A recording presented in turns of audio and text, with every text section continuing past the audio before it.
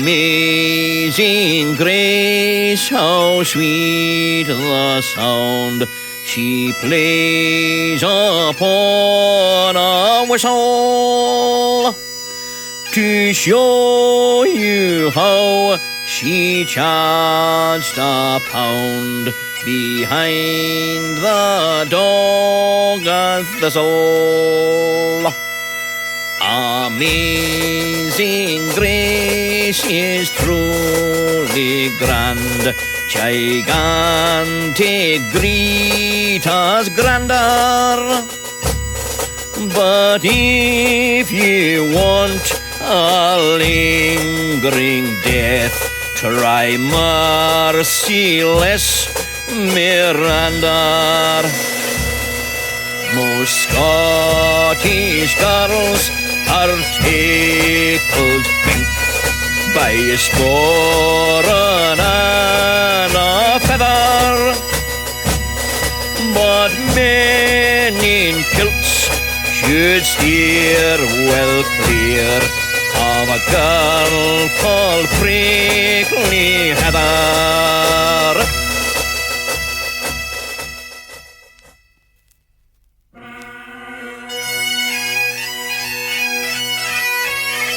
The chief of Clan McAllister, the Loganbray of Perth, once gave a ball at Kerrymuir to celebrate his birth, with enough supplies of whiskey for to fill the port of Perth, which naturally caused jollity, hilarity and mirth. And some folk drank till they were drunk, and others did the same, and some folk didn't bother, they were drunk before they came. The only man who didn't drink was flat upon the floor, and he'd been there since last year, sleeping off the year before. They were drinking in the pantry, they were drinking in the hall, they were hanging out the windows, they were hanging on the wall, and the bonny pipes were playing, but nobody danced at all. They were all too busy drinking at Loganberry's ball. There were 20 kinds of whiskey there to everyone's delight. When someone asked for water, why, it nearly caused a fight.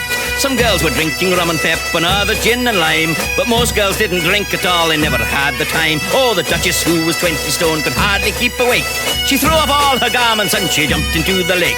She terrified the fishes, who scattered pretty quick, and she floated in the moonlight like a Scottish Moby Dick. Oh, she frightened Jack the Ripper, she was such an awful sight. Then along came Jock the Kipper, who was hoping for a bite. He plunged into the water with his harpoon dripping wet, and he scored a hit amidships, then he gapped her with his net. They were drinking in the pantry, they were drinking in the hall, they were hanging out the windows, they were hanging on the wall, and the bonny pipes were playing, but nobody danced at all. They were all too busy drinking at Little Loganberry's ball. A piper had so much to drink, how much he couldn't tell. He filled himself with whiskey there, and he filled his boots as well. He filled up all his pockets with as much as he could steal, and then he burst his bagpipes and he sprayed and ate some reel. A very drunk American in kilt and tartan socks sat by the lake at midnight drinking whiskey on the rocks. He climbed up on the castle walls for everyone to see, and he danced a jig and shouted, all the highballs are on me. They were drinking in the pantry, they were drinking in the hall, they were hanging out the windows, they were hanging on the wall, and the bonny pipes were playing, but nobody danced at all. They were all too busy drinking at Little Loganberry's ball.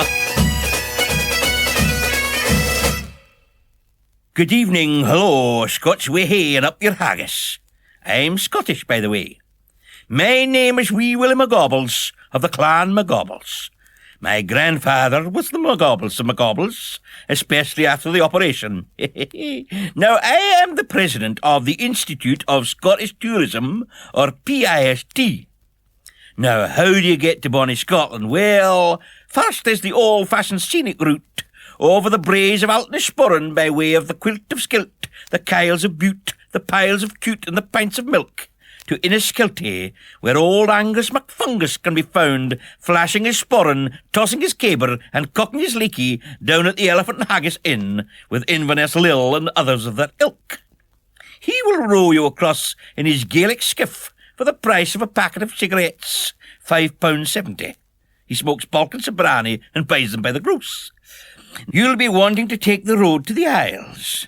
Now you go up by Bannockburn, where in 1314 the patriot Robert the Bruce and his gallant clans routed the treacherous, lecherous English rabble who were sent to pillage our native homelands, the illiterate, drunken, murderous thugs. You'll be sure of a warm welcome there. Visit the Bannockburn Inn, where you can stand with your back to the fire and get your bannocks burned. Now drive on past the modern fields of Flodden to the sodden field of Culloden, where you'll find a souvenir shop where you can buy Dr. Hamish Kinley's Book of Scottish Portraits, known locally as Dr. Kinley's Facebook. There's the great Scottish chef Mark Caroni, who invented McTurtle soup, the Attic murderer Jock the Ripper, the famous fisherman Jock the Kipper, and the smallest Scotsman that ever lived, Jock the Nipper. Also the inventor of dentistry, Phil McCafferty. Now, on the road to the Isles, you can go up by way of Loch Lomond. You are now in the open Scottish scenery, not a hoose or a moose for 30 miles. And why? Because the grasping, greedy, grouse-shooting English landlords clear out the honest crofters so that the half-witted English chinless wonders could massacre the innocent Scottish birds. Speaking of innocent Scottish birds, visit the birthplace of lovely Flora MacDonald, the flower of the Hebrides, and the even lovelier Flora MacDougall, the self-raising flower. So if you're looking for a tartan trousers, she's one. I must warn you that once in a while you'll meet hostility from the friendly natives. Just because you're English blackguards who for 7 centuries have cared nothing for Scotland and now plunder our Scottish oil, leaving us mortgaged to the kilt. God rot the English, may they fester with boils in the nethermost regions of hell and never see Scotland in the World Cup after the bloody Sassenachs haven't even reached the last 16.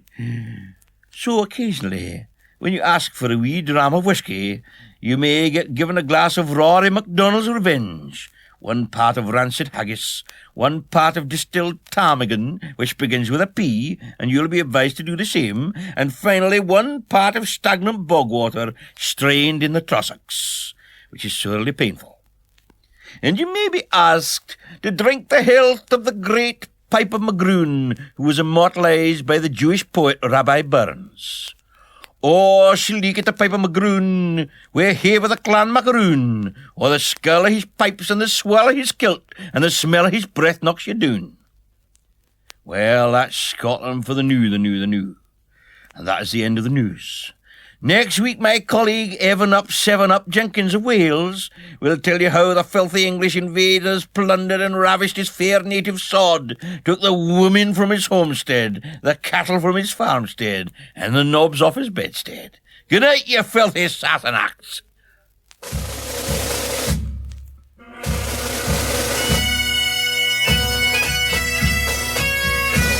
He was a soldier, a Irish soldier, who wandered far away from Golders Green one day. He went quite barmy and joined the army, the Queen's Own Highland 4x2s.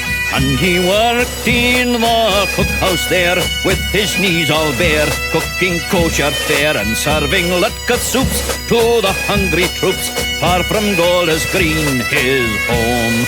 And how he proudly gave his kilt a swish when the band piped in the gefilte fish, and he'd prepare each stylish Irish dish, just like Mama made back home. But now our soldier, our Irish soldier, a man so bold and brave, lies in a hero's grave in some far corner of somewhere foreign. At last his sporrans come to rest. He sailed away for to fight the foe at some Highland show up in Scapa Flow. A flying haggis in a cookhouse brawl caused a poor young lad to fall. But now he's up there and he's grown some wings, and he's probably lost some other things. That's why an angel stands around and sings, 'cause there's nothing else to do. But like I told ya, that Irish soldier will never be forgot. Wherever soup is hot, his name will linger on every finger when pickled herrings are passed around. But never more will he serve a lobster ball. He has answered now that final bagel call. It's just a brown mark on the cookhouse wall where the haggis did its worst. But now he's up there, and he can't go wrong, serving kosher meals to the angel throng. And there I'll leave him as I end my song. Far from gold is green his home.